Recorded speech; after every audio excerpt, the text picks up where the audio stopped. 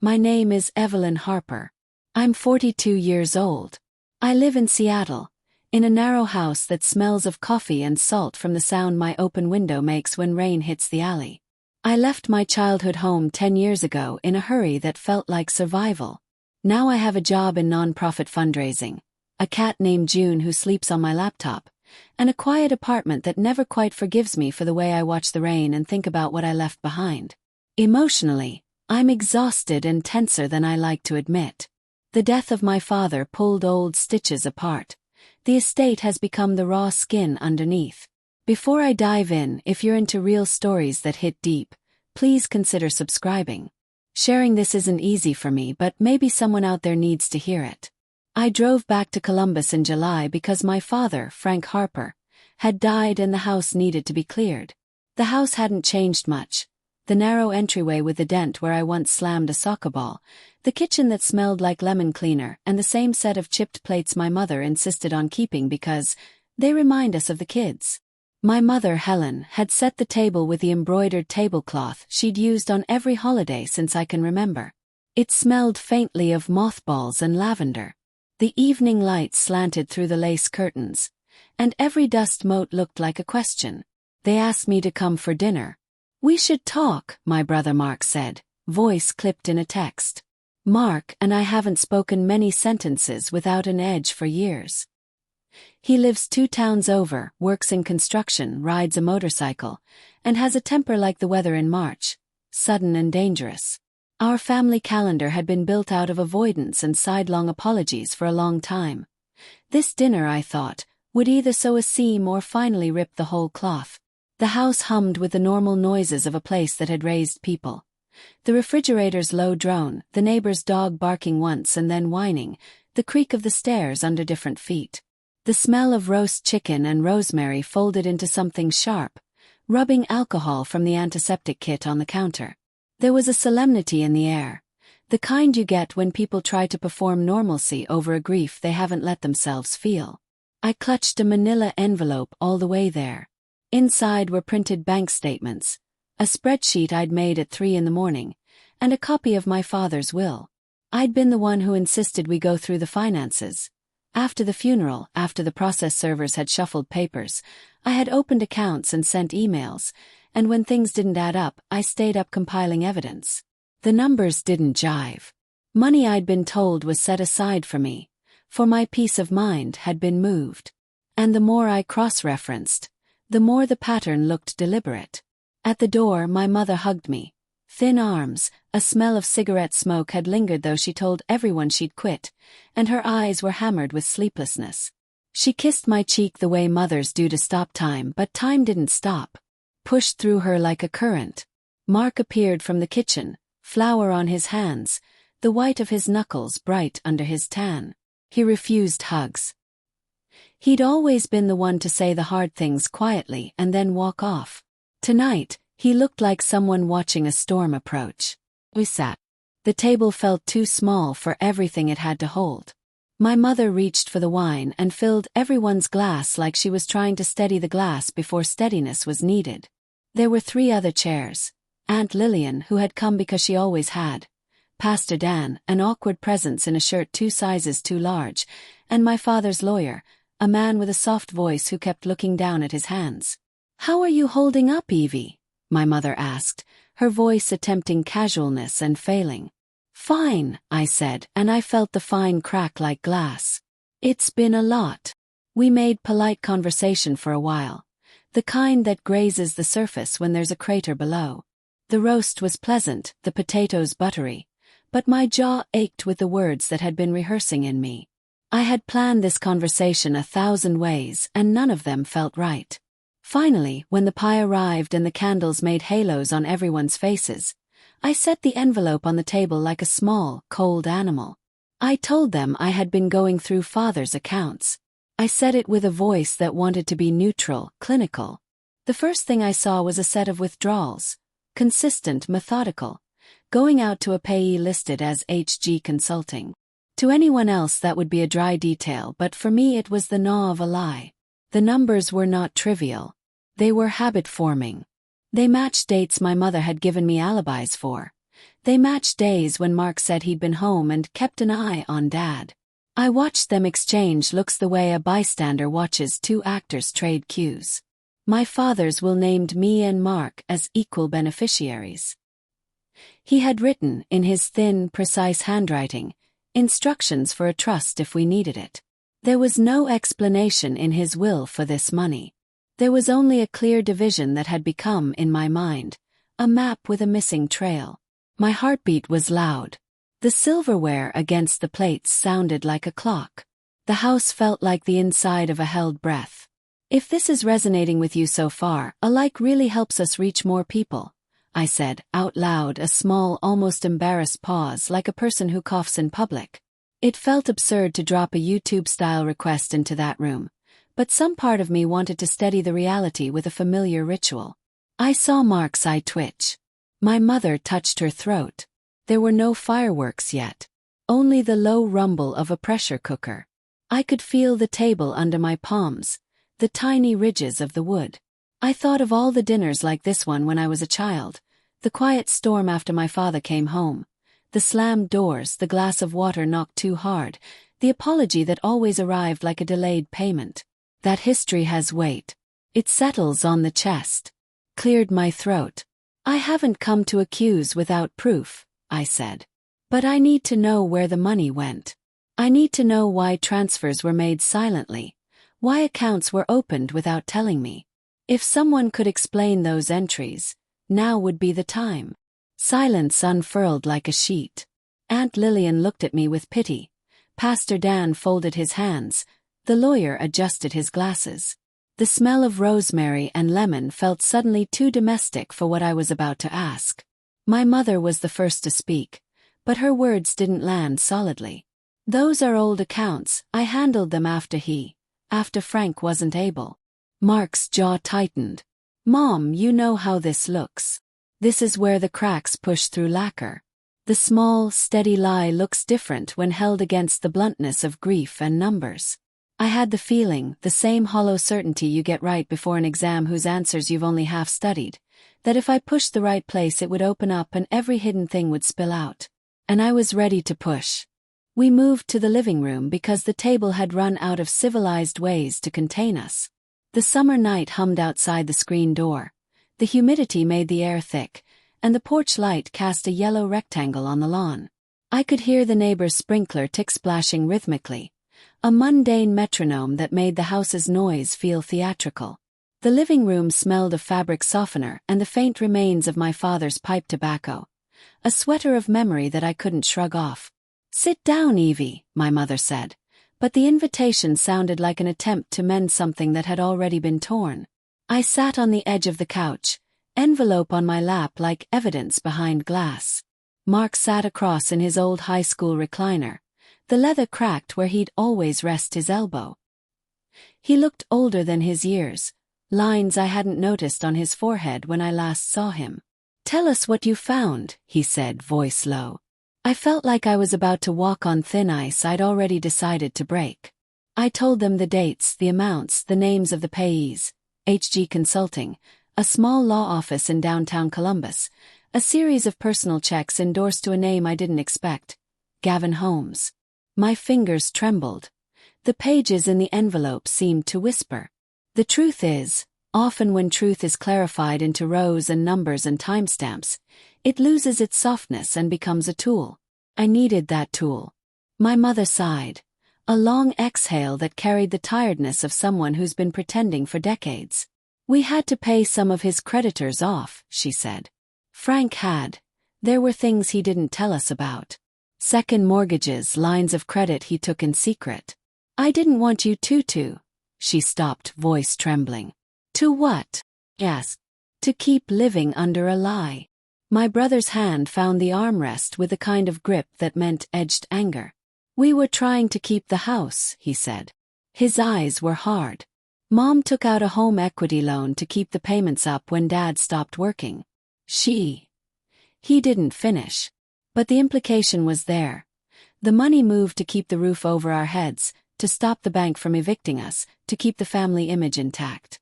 I had imagined a simpler theft, a slovenly hiding of cash. This was more meticulous, more human. Loans, payments, transfers to lenders disguised with corporate names. It felt still like stealing, but the stealing had layers: shame, fear, desperation. I thought of nights we ate ramen so the mortgage could be paid. I thought of the time I dropped out of college and never told them why. The ledger of a family is always more complex than a line item. "There's a transfer to Gavin Holmes," I said, voice shaking. Gavin was a name I recognized from a different life. A man who had come to our house one summer, who had offered my father advice about investments, who had shaken everyone's hand and then, little by little, started to become one of the people we relied on. "Who is he?" My mother's face pinched. She had been putting worms on hooks for years, and now the fish had come to the surface. "Gavin was a contractor," she said. "He did some work. She swallowed.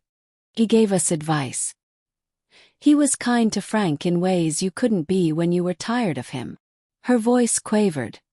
"Honesty is unstable when it's been practiced infrequently." "Kind," I repeated. "By taking from us. By taking my father's accounts." The word taking tasted like rust. Mark slammed a fist against the arm of his chair. "Evie, you weren't here. You think it's theft, fine. But there were days when there was no food in the house and Frank wouldn't. He wouldn't accept help. He looked at our mother for support and she looked away. We did what we thought was right." Pastor Dan cleared his throat, trying to thread theology into a fissure that was mostly money and hurt. "Sometimes adults make choices in the face of fear," he offered. "We have to look at the whole story. This whole story is the thing that nearly broke me. The whole story included a man who could be charming and cruel. It included a mother who loved a man enough to cover his misdeeds because the alternative was collapse. It included a brother who was angry at the world and took those angers as armor. The whole story included my own flight across the country, a clean break that left bills unpaid and a family left to patch themselves in my absence. My hands were sweating. The envelope trembled. I thought about the times I had left without confronting a thing because conflict scared me, because my life required small comforts of not knowing. Now I had a ledger and a decision: let it go or see what else the numbers showed. "Has Frank ever had another bank account?" Yes. "Any trusts? Anything that was in his name alone?" The lawyer at the end of the couch shifted. He was a man who'd been through too many familial minefields. "We found an account that wasn't in the probate file," he said slowly. "But it wasn't significant. It was titled in his name, a savings account that was." "For Evie," my mother finished too quickly. Her eyes glistened. "Your father left something. He told me before he said he wanted to make sure you had a portion away from." She stopped, words stuck in a throat that had been closed for years. My heart did something odd and mechanical. Part of me expected a small, neat sum and relief like a bandage pulled off. Quick, instant. But I thought of the spreadsheets, the withdrawals, the transfers. The pattern didn't reconcile. If there had been money put aside for me, where had it gone? If there's an account, why wasn't it in probate? Yes. My mother blinked slow. "I did it because I couldn't. I thought you wanted to be free. You always wanted to leave. You left Evie." Maybe he thought keeping it separate would make it easier. Her words were both an apology and a culpability. They gave context without delivering absolution. The room hummed again, like someone had turned up the volume on tension. "Has something like this ever happened to you? Feel free to share in the comments. I'm reading everything," I said, and my voice felt like a small bell rung in the dark. It was almost laughable to imagine comments right then. But the ritual of asking felt oddly human. We shared to be less alone. Mark stood. His chair scraped like an angry animal. "We should get the papers," he said. "Now." The lawyer handed me a copy of the most recent estate inventory. In the corner there was a notation: "Custodial account, see attached." The attached sheet was thin, almost imperceptible. It listed a bank, a routing number, and a balance smaller than I'd hoped but not small enough to be dismissed. There were transfers into the account labeled personal loan repayment and household assistance. There was one payment to Gavin Holmes for $15,000, coded as settlement. The word settlement in that context was a clean thing, sterile and dangerous. We were moving forward, but toward what? An explanation, an admission, or a rupture that couldn't be repaired. I folded the papers without thinking, and I felt the muscles in my neck tighten like a wire. I was not naive enough to expect justice to feel like catharsis. But there was a part of me that wanted the truth to be heard, spoken simple like a match that might start a small, clarifying flame. I remember the moment I said it, the sentence that pulled the tablecloth off civility and let everything fall. We were back at the kitchen table, night pressing at the curtains like an audience. Uncle Lillian had gone home. Pastor Dan had offered prayers that felt like band-aids. The lawyer had stayed because his job is to scrape the scab and see what's beneath.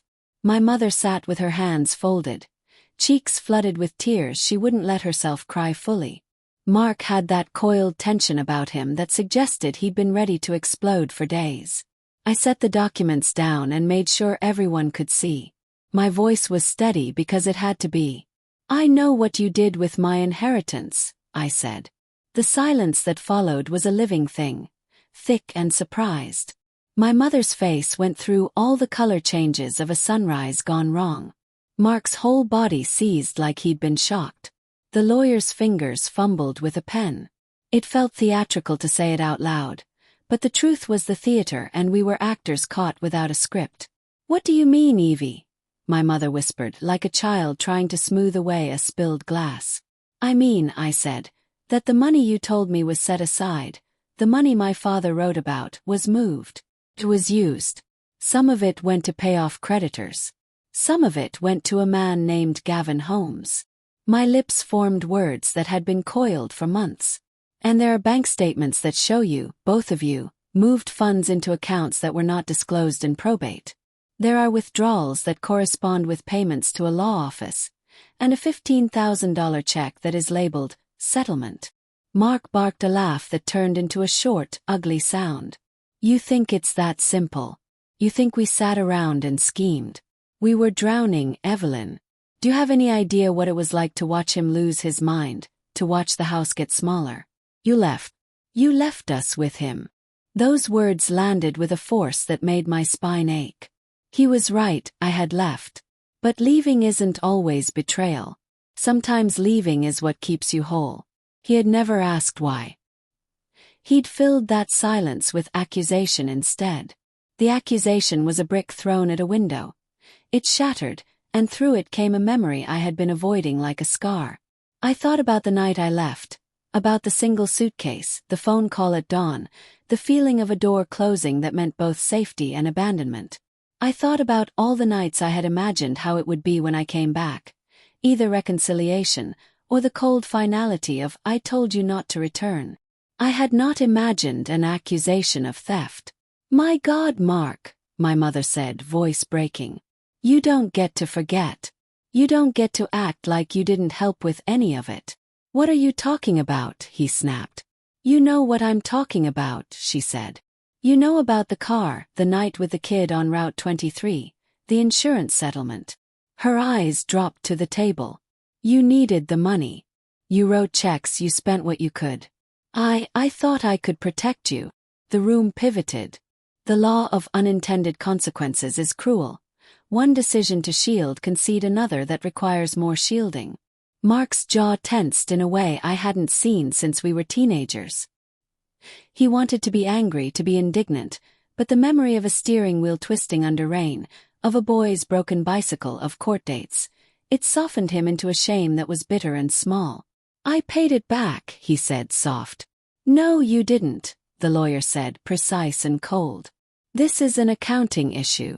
Payment is a payment. The estate administrator, that would be you, Helen, as trustee as per the will, has fiduciary duties. If funds were moved improperly, there are legal ramifications. But before that, there is clarity that is owed to the other beneficiary." In that moment, I felt the world recalibrate. We were no longer in the gentle realm of family misunderstandings. We had stepped into legal space where words have teeth. The term fiduciary, felt like a formal rope thrown between us, binding us with terminology and consequences. My mother started to cry, the sound a wash of grief that was not entirely for my father. "I did what I thought was best," she said, with that old pleading that sounded exactly like the woman who'd smoothed my hair when I came home with a scraped knee. Frank wouldn't let people see his weakness. He wouldn't let anyone know he was losing control. He would rage and then he would apologize and promise he'd fix it. I couldn't stand him suffering like that. I paid things to keep the house. I paid legal fees to keep old creditors quiet. I signed paperwork I didn't read sometimes because I was afraid.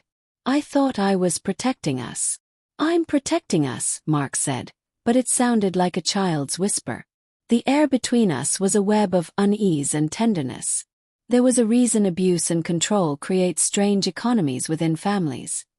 Secrecy becomes currency, and every lie is born from a fear of dismantlement. "You made choices," I said quietly. "You should have told me. I had a right to know. You signed my name on a paper, Helen, without telling me. You forged a signature on a transfer. That's not protection, that's theft." Her face changed, the way a storm cloud does when the wind shifts. "I never forged." "You did," I said. "I saw the bank copy. The handwriting is old. You were desperate." Her lips trembled. "Frank would have been ashamed. He would have been. I don't know. I did it to keep you safe." The words, "I did it to keep you safe," cut more than any accusation. They were the old, familiar balm of a parent who believes their actions are preferable to the truth. I felt the childhood ache, a contraction that happens when love and control are braided too tight. Mark stood up abruptly, chair scraping. "This is ridiculous," he said through clenched teeth. "You want to call the police? Get them. Make us out to be criminals. I thought you wanted to be part of the family, but maybe you just wanted to tidy it up from a distance." He grabbed his keys and left the house like someone fleeing an explosion, slamming the door so hard I felt it in my bones. After he left, the room felt empty in a way that echoed. The lawyer was careful, his voice like a scalpel. "You should consider an accounting of the trust," he said. "Evelyn, you can petition the probate court. If signatures were forged, that's a matter for counsel." My mother sank into the chair, shriveled and tiny and enormous all at once. She wept the kind of cry that unspooled something years in the making. "I didn't know what else to do," she kept saying. "I just couldn't watch him lose everything." I realized then that this story wasn't simple greed. It was fear and shame braided into decisions that looked like betrayal across a kitchen table. It was a family trying, in their broken way, to survive something they couldn't articulate. I had expected the accusation to be explosive, to bring people to their knees or to exile. What followed was quieter and meaner, the revealing of small human compromises that add up to injury. We were left holding the pieces. "Don't forget to subscribe if you want to hear how this ends," I said, because the absurdity of saying something so practical in that moment steadied me. My mother looked up, startled, the sound of my voice breaking the wet blanket of her despair. The week after the dinner collapsed, the house felt like a place between breaths. I stayed in my father's old study, a small room that smelled like old paper and lemon oil. The desk had been my father's.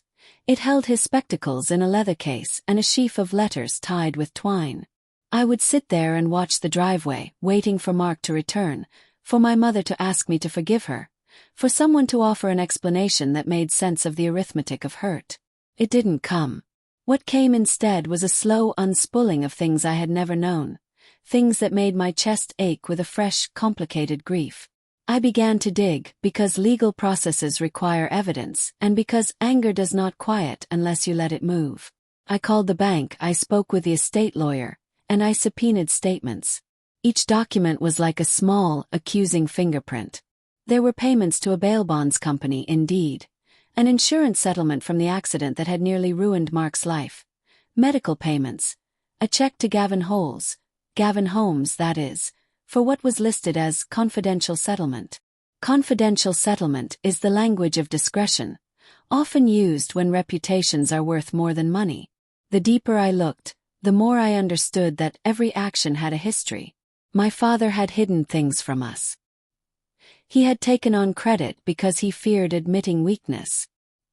He'd had friends who were predators, men who smoothed their manners like oil on canvas.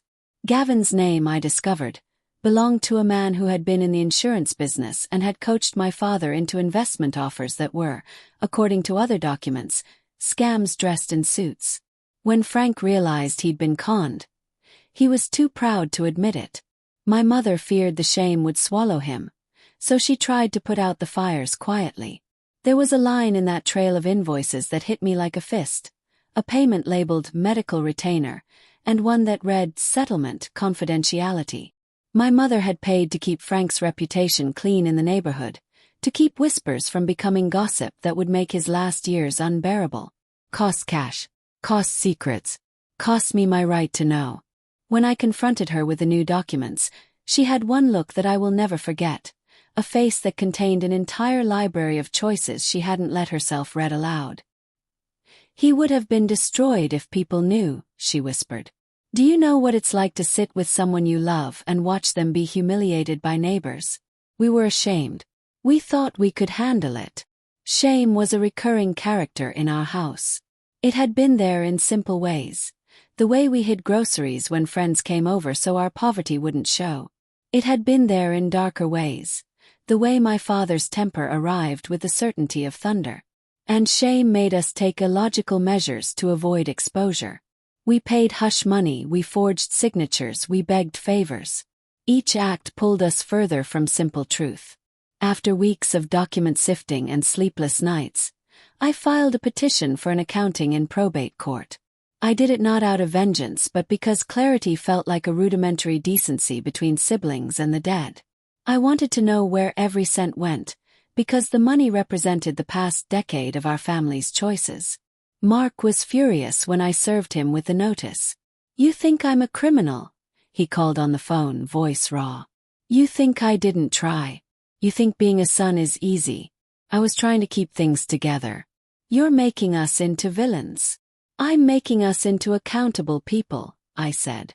"We owe that to Father. We owe that to ourselves." There was another secret that surfaced in that same week, painful and small. A box of letters in the attic addressed to my father from a woman named Sarah. She had been a neighbor, younger, who wrote apologetic notes about landscaping and the weather.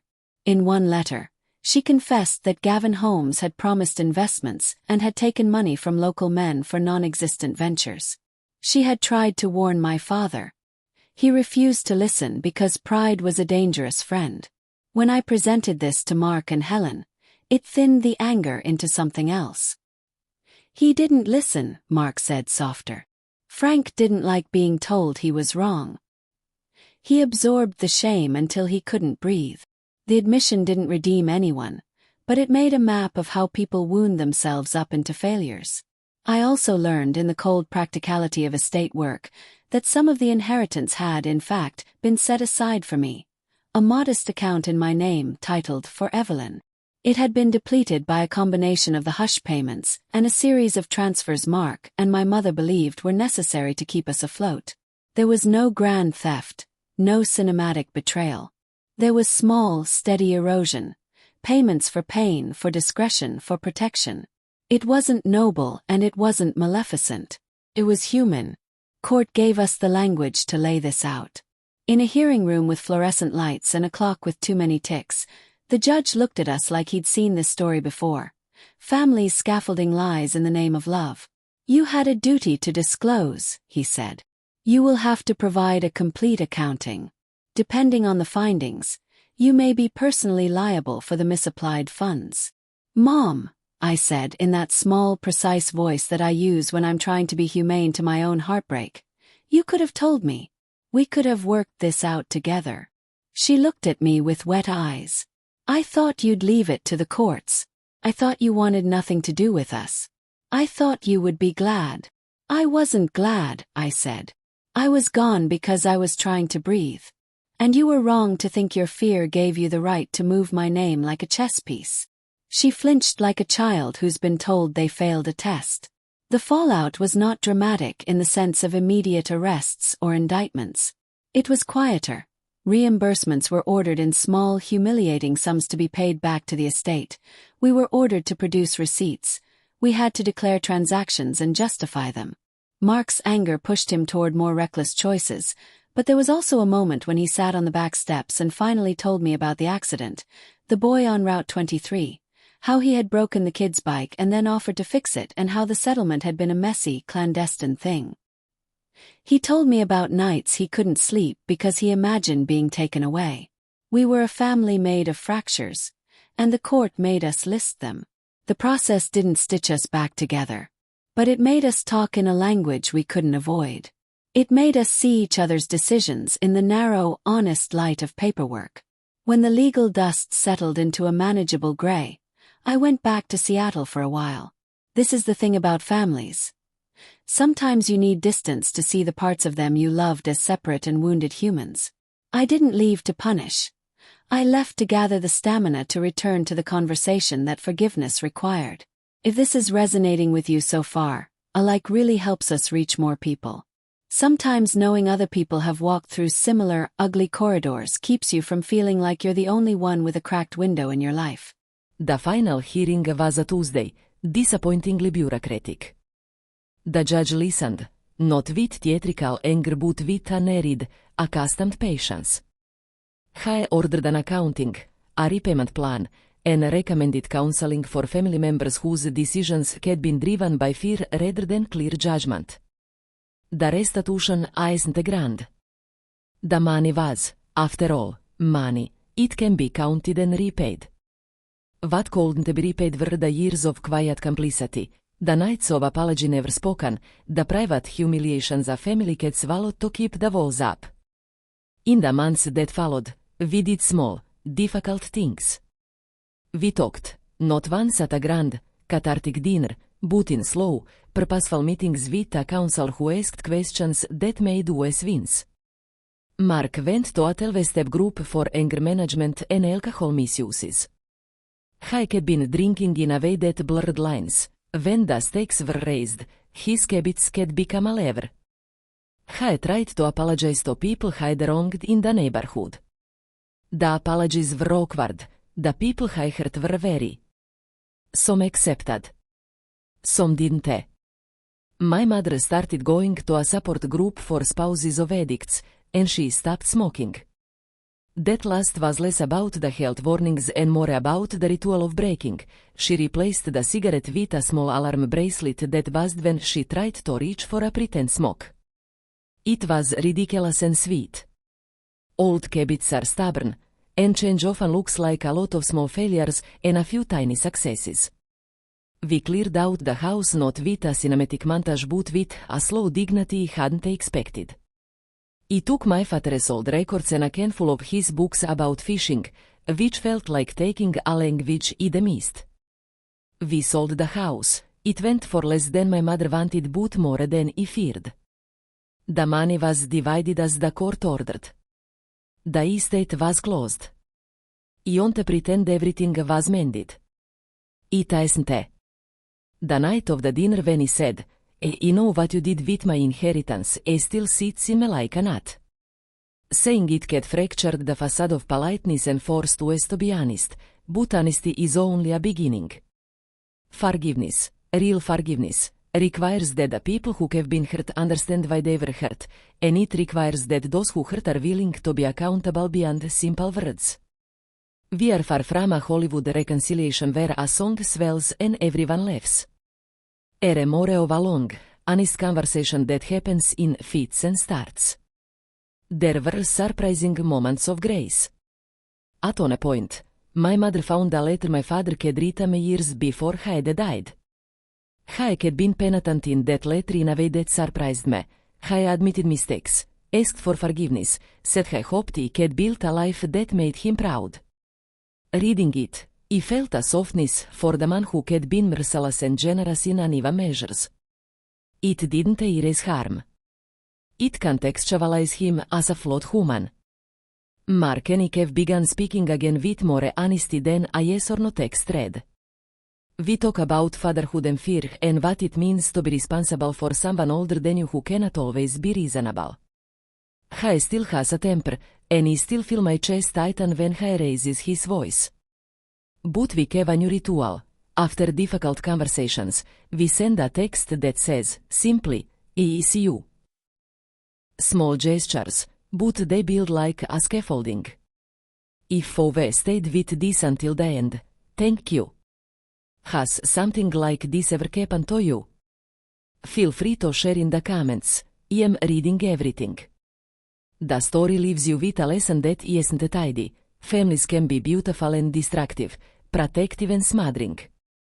Shame is a powerful engine that drives people to make choices that, in the moment, seem like the least bad option.